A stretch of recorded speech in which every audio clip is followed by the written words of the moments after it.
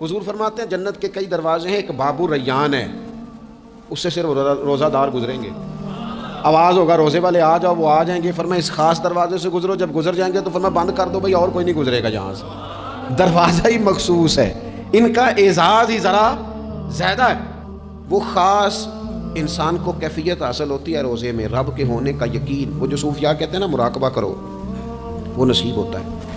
یعنی کسی کو کیا پتہ ہے اس کا روزہ ہے کہ نہیں، اکیلا ہے نا گھر میں، فریزر بھرا ہوا ہے، نہیں نہ کھاتا، کیوں؟ اسے پتہ ہے میرا رب میرے ساتھ ہے، میرا رب مجھے دیکھ رہا ہے۔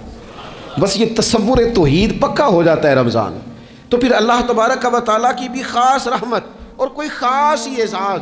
میرے رسول پاک علیہ السلام نے فرمایا روزہ دار کو دو خوشیاں ملیں گی، ایک خوشی اس وقت ملتی ہے جب وہ افطار کرتا ہے، اور فرمایا ایک خوشی اس وقت ملے گی جب وہ اپنے رب سے ملاقات کرے گا، جب وہ اس سے ملے گا تو اس وقت روزہ دار کو خوشی ہوگی۔ میرے دوستو، خوشی تو جو ہوگی سو ہوگی، لیکن یہ لفظ بڑے حسین نہیں کہ روزہ دار کی رب سے ملاقات ہوگی، یہی لفظ بڑے با کمال نہیں۔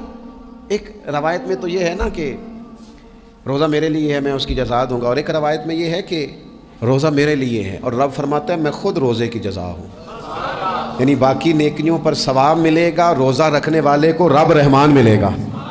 اس کی راہ کے سوالی تھے، جو اس کے رستے کے مسافر تھے، جو اسے پانا چاہتے تھے، جو اس کی دید کرنا چاہتے تھے، جو اس سے ملنا چاہتے تھے۔ تو میرے عزیز، رمضان شریف کے اندر وہ منصب کا بس خیال رکھیں کہ میں روزہ دار ہوں، اس احتیاط کے ساتھ۔ اور دوسری جو رمضان کی چند عبادات ہیں نا، سب سے پہلی تو میں عرض کروں گا تراویح کے حوالے سے یہ بات یاد رکھ لیں کہ نبی پاک علیہ الصلوۃ والسلام نے فرمایا جس نے ایمان اور احتساب کی نیت کے ساتھ رمضان میں قیام کیا، اللہ اس کے پچھلے سارے گناہوں کو معاف فرما دے گا۔ اور ایک مقام پر نبی پاک صلی اللہ تعالیٰ علیہ وسلم نے بیان کیا، یہ مشکات میں موجود ہے، حضور فرماتے ہیں رمضان اور قرآن دونوں قیامت کے دن بندے کی شفاعت کریں گے۔ رمضان کہے گا یا اللہ میں نے اسے دن بھر کھانا کھانے سے باز رکھا، اور تیری بارگاہ کے حکم کے مطابق اس نے اپنے آپ کو ان چیزوں سے بچا کے رکھا۔ اور قرآن کہے گا مالک رات میں نے اسے نیند سے روکے رکھا۔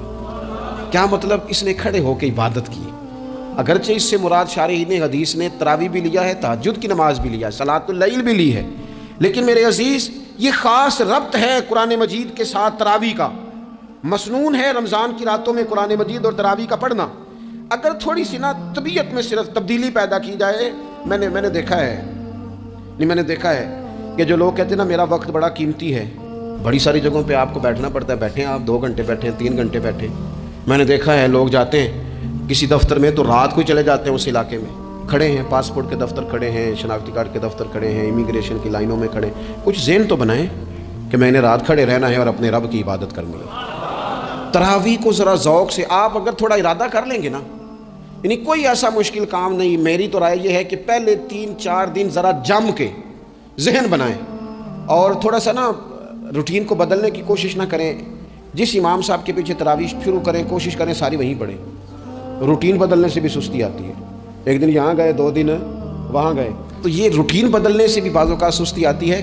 کوشش کریں ایک جگہ پہ قرآن شریف سننا شروع کریں اور پھر پورا قرآن مجید وہیں پہ سنیں، اور تھوڑا ذہن بنائیں۔ میں نے دیکھا ہے ہمارے استاد صاحب اس طرح کیا کرتے تھے کہ بہت تھوڑا کھانا افطاری کے وقت، تھوڑا، اور ان سے کہا جاتا آپ بزرگ آدمی ہیں، اتنا کم کھانا کیسے نظام چلے گا؟ تو فرماتے تھے میں 1 چپاتی اور آدھی چپاتی کھا لوں گا، لیکن تراویح کے بعد اب اگر زیادہ کھانا کھاؤں گا تو طبیعت میں سستی آئے گی، میرے لیے کھڑا ہونا مشکل ہو جائے۔ سادہ سا کھانے کے ساتھ افطاری کی جائے گی، اور تراویح کے لیے اپنے آپ کو ذہنی کہاں ٹائم ملتا ہے سارا سال قرآن پڑھنے سننے کا، یہ تو اللہ نے موقع عطا فرمایا ہے۔ تو تھوڑا سا اگر دلچسپی پیدا کی جائے، بڑا سونا قرآن مجید پڑھا جاتا ہے مساجد میں، بچے بڑی خوبصورتی سے، تو اللہ کا شکر ہے جگہ جگہ پہ۔ اور مساجد کے علاوہ بھی میں نے دیکھا ہے ہم سے لوگ مطالبہ کرتے ہیں کہ ہماری فیکٹری میں رات کو بھی کام ہوتا ہے، اتنے سارے ورکر ہیں تو بچہ کوئی مل جائے قرآن شریف سنائے، فلانی جگہ بھی اتنے لوگ ہیں تو اگر موقع مل جائے، تو اگر تھوڑا ذہن بنایا جائے، شوق پیدا کیا جائے، تو اللہ تعالیٰ فضل فرماتا ہے، انسان کو طاقت ملتی ہے کھڑے رہنے کی۔